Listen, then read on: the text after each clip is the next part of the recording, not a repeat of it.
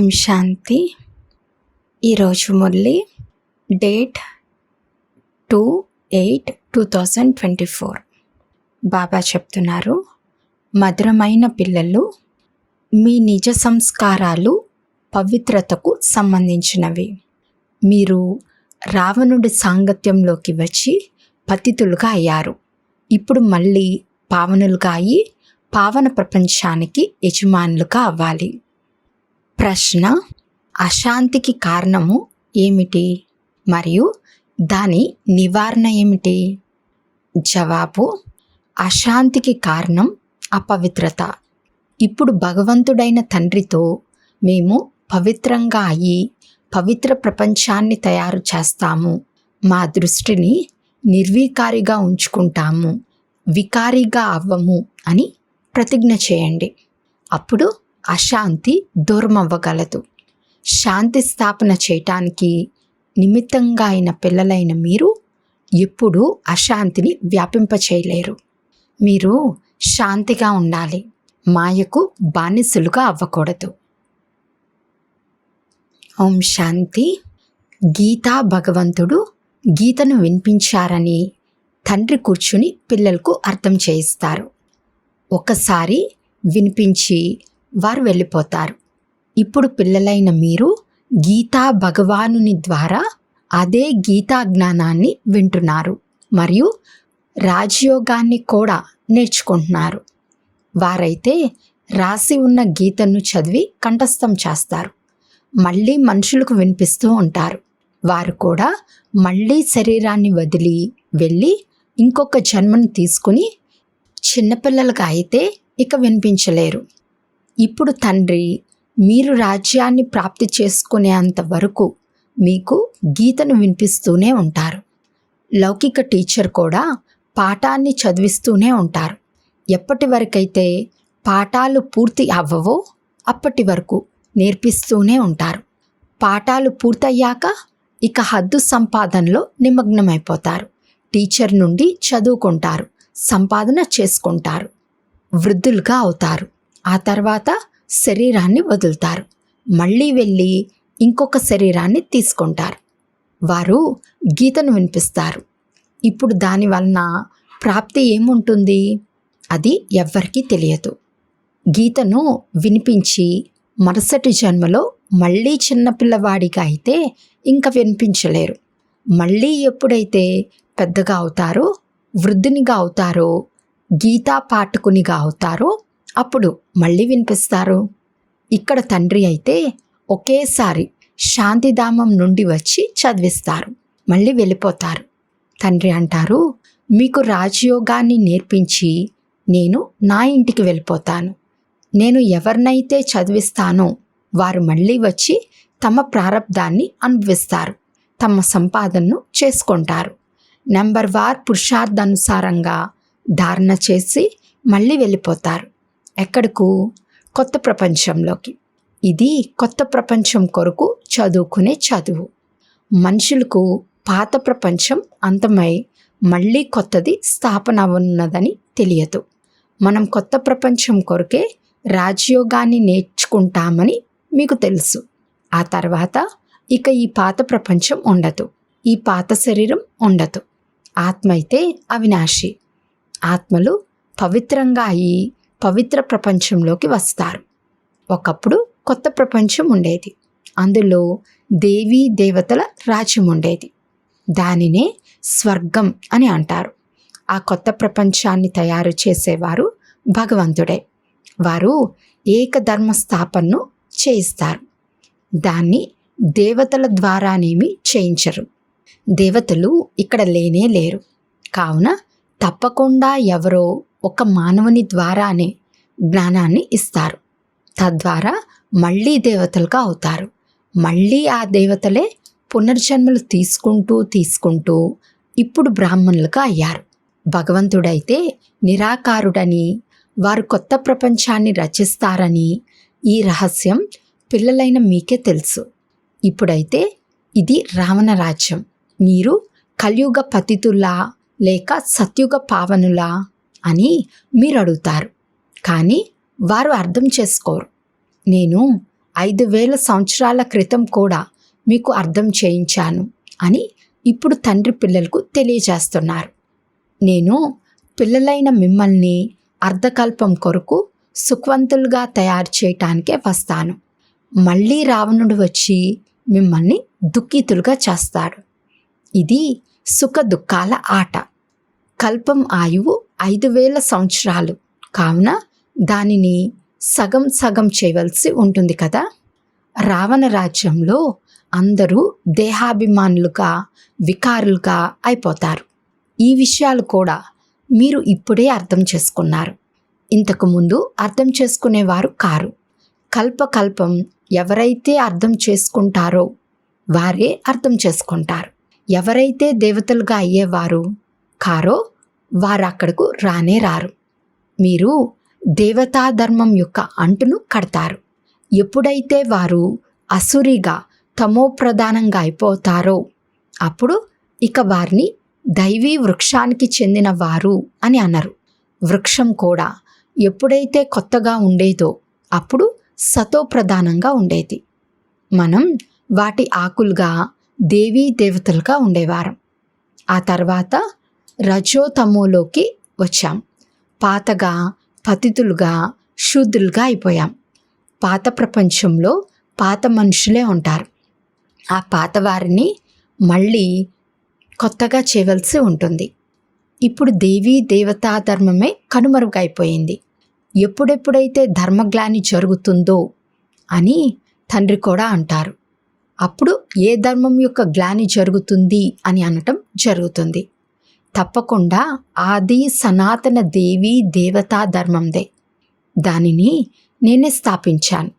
ఆ ధర్మమే కనుమరుగైపోయింది. దానికి బదులుగా అధర్మం ఏర్పడింది. కావున ఎప్పుడైతే ధర్మం నుండి అధర్మం యొక్క వృద్ధి జరుగుతూ ఉంటుందో అప్పుడు తండ్రి వస్తారు. ధర్మం యొక్క వృద్ధి అని అనరు. ధర్మం అయితే కనుమరుగైపోయింది. ఇకపోతే అధర్మం యొక్క వృద్ధి జరుగుతోంది. వృద్ధి అయితే అన్ని ధర్మాలది జరుగుతుంది. ఒక క్రైస్ట్ నుండి క్రిస్టియన్ ధర్మం ఎంతగా వృద్ధి చెందుతుంది. ఇకపోతే దేవీ దేవతా ధర్మం కనుమరుగైపోయింది. పతితులుగా అయిన కారణంగా తమకు తాము గ్లాని చేస్తారు. ధర్మం నుండి అధర్మంగా ఒక్కటే అవుతుంది. మిగిలినవన్నీ సరిగ్గానే నడుస్తున్నాయి. అందరూ తమ తమ ధర్మాల్లో నిలిచి ఉంటారు. నిర్వీకారిగా ఉన్న ఆది సనాతన దేవీ దేవతా ధర్మం వారు వికారులుగా అయ్యారు. నేను పావన ప్రపంచాన్ని స్థాపన చేశాను. మళ్ళీ వారే పతితులుగా శూద్రులుగా అవుతారు. అనగా ఈ ధర్మం యొక్క గ్లాని జరుగుతుంది. అపవిత్రులుగా అయితే తమ గ్లాన్ని చేయించుకుంటారు. వికారాల్లోకి వెళ్ళటం పతితులుగా అయిపోతారు. ఇక స్వయాన్ని దేవతలుగా పిలుచుకోలేరు. స్వర్గం నుండి మారి నరకంగా అయిపోయింది. కావున పావనులు అంటూ ఎవ్వరూ లేరు. మీరు ఎంత అశుద్ధంగా పతితులుగా అయిపోయారు. తండ్రి అంటారు, మిమ్మల్ని పుష్పాలుగా తయారు చేశాను. మళ్ళీ రావణుడు మిమ్మల్ని ముళ్ళగా చేసేశాడు. పావనుల నుండి పతితులుగా అయిపోయారు. మీ ధర్మం యొక్క పరిస్థితినే చూసుకోవాలి. మా పరిస్థితి వచ్చి చూడండి, మేము ఎంత పతితులుగా అయ్యాము. మళ్ళీ మమ్మల్ని పావనులుగా చేయండి అని పిలుస్తూ ఉంటారు కూడా. పతితుల నుండి పావనులుగా తయారు చేయటానికి తండ్రి వస్తారు. కావున మళ్ళీ పావనులుగా అవ్వాలి. ఇతరులను కూడా అలా తయారు చేయాలి. పిల్లలైన మీరు స్వయాన్ని చూసుకుంటూ ఉండండి. మేము సర్వగుణ సంపన్నులుగా అయ్యామా? మా నడవడిక దేవతల వల్లే ఉందా? దేవతల రాజ్యంలోనైతే విశ్వంలో శాంతి ఉండేది. ఇప్పుడు మళ్ళీ విశ్వంలో శాంతి ఎలా స్థాపన అవుతుందో మీకు నేర్పించడానికి వచ్చాను. కావున మీరు కూడా శాంతిలో ఉండవలసి ఉంటుంది. నన్ను స్మృతి చేసినట్లయితే మీరు శాంతిగా అయిపోతారు, శాంతిధామంలోకి వెళ్ళిపోతారు అని శాంతిగా అయ్యే యుక్తిని తెలియజేస్తాను. కొందరు పిల్లలైతే శాంతిగా ఉంటూ ఇతరులకు కూడా శాంతిగా ఉండటం నేర్పిస్తారు. కొందరు అశాంతపరుస్తారు. వారు స్వయమే అశాంతిగా ఉంటారు. కావున ఇతరులను కూడా అశాంతిగా చేసేస్తారు. శాంతి యొక్క అర్థాన్ని అర్థం చేసుకోరు. శాంతిని నేర్చుకునేందుకు ఇక్కడికి వస్తారు. మళ్ళీ ఇక్కడి నుండి వెళ్తే అశాంతిగా అయిపోతారు. అపవిత్రత వల్లనే అశాంతి ఏర్పడుతుంది. ఇక్కడికి వచ్చి ప్రతిజ్ఞ చేస్తారు. బాబా, నేను మీ వాడినే. మీ నుండి విశ్వరాజ్యాధికారాన్ని తీసుకోవాలి. నేను పవిత్రంగా ఉంటూ విశ్వాధిపతిగా తప్పకుండా అవుతాను.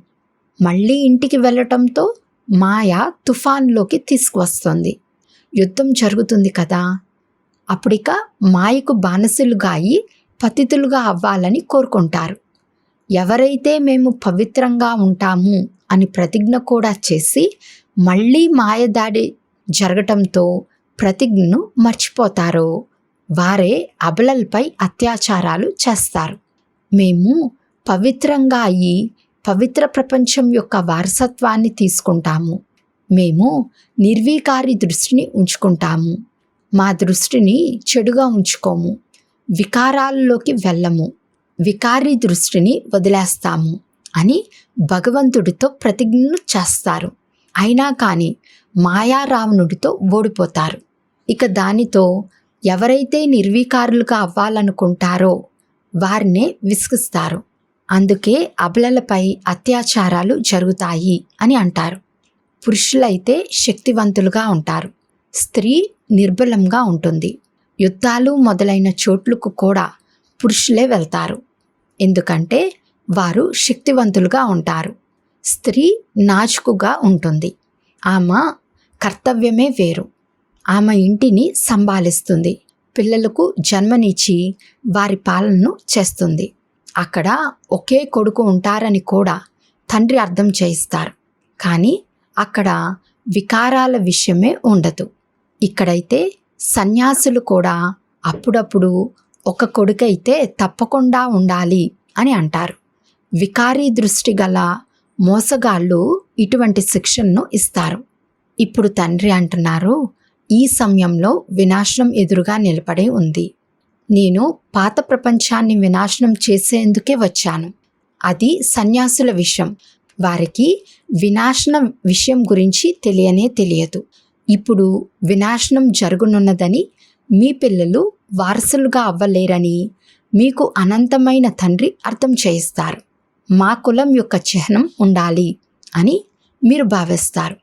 కానీ అసలు ఈ పతిత ప్రపంచం యొక్క గుర్తులు ఏవి ఉండవని మీకు తెలుసు. మేము పావన ప్రపంచానికి చెందిన వారిగా ఉండేవారము అని మీరు అర్థం చేసుకున్నారు. మనుషులు కూడా తలుచుకుంటారు. ఎందుకంటే పావన ప్రపంచం ఒకప్పుడు ఉండేది. దానిని స్వర్గము అని అనేవారు. కానీ ఇప్పుడు తమో ప్రధానంగా అయిపోయిన కారణంగా అర్థం చేసుకోలేరు. అసలు వారి దృష్టియే వికారీగా ఉంది. దీన్ని ధర్మగ్లాని అని అంటారు. ఆది సనాతన ధర్మంలో ఇటువంటి విషయాలు ఏవి ఉండవు. పతిత పావన రండి, మేము పతితులుగా దుఃఖితులుగా ఉన్నాము అని పిలుస్తారు. తండ్రి అర్థం చేయిస్తారు, నేను మిమ్మల్ని పావనులుగా తయారు చేస్తాను. మళ్ళీ మాయారావణుడి కారణంగా మీరు పతితులుగా అయిపోయారు. ఇప్పుడు మళ్ళీ పావనులుగా అవ్వండి. పావనులుగా అవుతారు. మళ్ళీ మా యుద్ధం కొనసాగుతుంది. తండ్రి నుండి వారసత్వాన్ని తీసుకునే పురుషార్థం చేస్తూ ఉండేవారు. కానీ మళ్ళీ నల్ల ముఖం చేసుకుంటూ వారసత్వాన్ని ఎలా పొందుతారు? తండ్రి తెల్లగా తయారు చేయటానికే వస్తారు. దేవతలు ఎవరైతే తెల్లగా ఉండేవారో వారే నల్లగా అయిపోయారు. దేవతల శరీరాలనే నల్లగా తయారు చేస్తారు. క్రైస్ట్, బుద్ధుడు మొదలైన వారిని ఎప్పుడైనా నల్లగా చూసారా? దేవీ దేవతల చిత్రాలనే నల్లగా తయారు చేస్తారు. సర్వుల సద్గతి దాత అయిన పరంపిత పరమాత్మ సర్వులకు తండ్రి. వారినే పరంపిత పరమాత్మ, మీరు వచ్చి మమ్మల్ని విముక్తుల్ని చేయండి అని పిలుస్తారు. వారు నల్లగా ఉండలేరు. వారైతే సదా తెల్లగా, సదా పవిత్రంగా ఉంటారు. దేవతలను మహానాత్మలు అని అంటారు. శ్రీకృష్ణుడు దేవత కదా. ఇప్పుడు ఇది కలియుగం. కలియుగంలోకి మహానాత్మలు ఎక్కడి నుండి వస్తారు? శ్రీకృష్ణుడైతే సత్యుగపు మొదట యువరాజుగా ఉండేవారు. వారిలో దైవీ గుణాలు ఉండేవి. ఇప్పుడైతే దేవతలు మొదలైన వారు ఎవ్వరూ లేరు. సాధు సన్యాసులు పవిత్రంగా అవుతారు. అయినా కానీ పునర్జన్మలను వికారాల ద్వారానే తీసుకుంటారు. మళ్ళీ సన్యాసం ధారణ చేయవలసి ఉంటుంది. దేవతలైతే సదా పవిత్రంగా ఉంటారు. ఇక్కడ రావణ రాజ్యం ఉంది. రావణుడికి 10 తలలు చూపిస్తారు. 5 స్త్రీవి, 5 పురుషునివి. పంచవికారాలు ప్రతి ఒక్కరిలోనూ ఉన్నాయని కూడా అర్థం చేసుకుంటారు. దేవతల్లో ఉన్నాయని అయితే అనరు కదా. అది సుఖధామం. అక్కడ కూడా రావణుడు ఉన్నట్లయితే అది దుఃఖధామమే అయిపోతుంది. దేవతలకు కూడా పిల్లలు పుడతారు కదా. కావున వారు కూడా వికారులే అని మనుషులు భావిస్తారు. దేవతలను సంపూర్ణ నిర్వీకారులు అని గానం చేస్తారు అన్నది వారికి తెలియదు. కావుననే వారిని పూజించటం జరుగుతుంది. సన్యాసుల మిషన్ కూడా ఒకటి ఉంది. కేవలం పురుషుల్నే సన్యాసింపచేసి ఆ మిషన్ను పెంచుతారు. తండ్రియే ప్రవృత్తి మార్గం యొక్క కొత్త మిషన్ను తయారు చేస్తారు. జంటని పవిత్రంగా తయారు చేస్తారు. అప్పుడు మీరు వెళ్ళి దేవతలుగా అవుతారు. మీరు ఇక్కడకు సన్యాసులుగా అవటానికి రాలేదు. మీరు విశ్వాధిపతులుగా అవటానికి వచ్చారు. వారైతే మళ్ళీ గృహస్థంలో జన్మ తీసుకుంటారు. మళ్ళీ అక్కడి నుండి బయటకు వెళ్ళిపోతారు. మీ సంస్కారాలే పవిత్రతకు సంబంధించినవి. ఇప్పుడు అపవిత్రంగా అయ్యారు. మళ్ళీ పవిత్రంగా అవ్వాలి. తండ్రి పవిత్ర గృహస్థ ఆశ్రమాన్ని తయారు చేస్తారు. పావన ప్రపంచాన్ని సత్యుగమని, పతిత ప్రపంచాన్ని కలియుగమని అంటారు. ఇక్కడ ఎంతమంది పాపాత్ములు ఉన్నారు? సత్యుగంలో ఈ విషయాలేవి ఉండవు. తండ్రి అంటారు, ఎప్పుడైతే భారత్లో ధర్మగ్లాని జరుగుతుందో, అనగా దేవీ దేవతా ధర్మం వారు పతితులుగా అయిపోతారో, అప్పుడు తమ గ్లాని చేయించుకుంటారు. తండ్రి అంటారు, నేను మిమ్మల్ని పావనంగా తయారు చేస్తాను. మీరు మళ్ళీ పతితులుగా అయ్యారు. ఎందుకు పనికి రాకుండా ఉన్నారు. ఎప్పుడైతే ఈ విధంగా పతితులుగా అయిపోతారో, అప్పుడు మళ్ళీ పావనులుగా తయారు చేయటానికి నేను రావాల్సి వస్తుంది. ఇది డ్రామా చక్రం. ఇది తిరుగుతూ ఉంటుంది. స్వర్గంలోకి వెళ్ళేందుకు మళ్ళీ దైవీ గుణాలు కూడా కావాలి. క్రోధం ఉండకూడదు. క్రోధం ఉన్నట్లయితే వారిని కూడా అసురులు అని అంటారు. చాలా శాంతి చిత్తమైన అవస్థ కావాలి. ఎవరైనా క్రోధం చేస్తే వీరిలో క్రోధం యొక్క భూతం ఉంది అని అంటారు. ఎవరిలోనైనా ఎటువంటి భూతమైనా ఉంటే వారు దేవతగా అవ్వలేరు. నరు నుండి నారాయణుగా అవ్వలేరు. దేవతలు నిర్వీకారులు. అక్కడ యథా రాజా రాణి తదా ప్రజ. అందరూ నిర్వీకారులుగా ఉంటారు. భగవంతుడైన తండ్రే వచ్చి సంపూర్ణ నిర్వీకారులుగా తయారు చేస్తారు. అచ్చా, మధురాతి మధురమైన సిగిలదే పిల్లలకు మాతా పిత బాప్దాదాల ప్రియ స్మృతులు మరియు గుడ్ మార్నింగ్. ఆత్మీక పిల్లలకు ఆత్మీక తండ్రి నమస్తే. ఆత్మీక తండ్రికి ఆత్మీక పిల్లల యొక్క ప్రియ స్మృతులు మరియు నమస్తే నమస్తే నమస్తే. ధారణ కొరకు ముఖ్య సారము. ఫస్ట్ పాయింట్, తండ్రితో పవిత్రతా ప్రతిజ్ఞ చేశారు. కావున స్వయాన్ని మాయ నుండి రక్షించుకుంటూ ఉండాలి. ఎప్పుడూ మాయకు బానిసలుగా అవ్వకూడదు. ఈ ప్రతిజ్ఞను మర్చిపోకూడదు. ఎందుకంటే ఇప్పుడు పావన ప్రపంచంలోకి వెళ్ళాలి. సెకండ్ పాయింట్, దేవతలుగా అయ్యేందుకు అవస్థను చాలా చాలా శాంతి చిత్తంగా చేసుకోవాలి. ఎటువంటి భూతాన్ని ప్రవేశించనివ్వకూడదు. దైవీ గుణాలను ధారణ చేయాలి. వరదానము, ఫరిస్తా స్వరూప స్మృతి ద్వారా తండ్రి ఛత్రఛాయను అనుభవం చేసే విఘ్నచీత్ భవ. అమృతవేళ లేస్తూనే నేను ఫరిస్తాను అన్నది స్మృతిలోకి తీసుకురండి. బ్రహ్మబాబాకు ప్రియమైన ఈ కానుకను ఇచ్చినట్లయితే ప్రతిరోజు అమృతవేళ బాప్దాదా మిమ్మల్ని తమ బాహువులో ఇముడ్చుకుంటారు. బాబా బాహువుల్లో అతీంద్రియ సుఖంలో ఊగుతూ ఉన్నట్లుగా అనుభవం చేస్తారు. ఎవరైతే ఫరిస్తా స్వరూప స్మృతిలో ఉంటారో వారి ముందు ఏ పరిస్థితి లేక విఘ్నం వచ్చినా తండ్రి వారి కొరకు ఛత్రఛాయగా అవుతారు. కావున తండ్రి ఛత్రఛాయను మరియు ప్రేమను అనుభవం చేస్తూ విఘ్నచీతులుగా అవ్వండి. స్లోగన్: సుఖస్వరూప ఆత్మ స్వస్థితితో పరిస్థితిపై సహజంగా విజయం పొందుతారు. అచ్చా. ఓం శాంతి.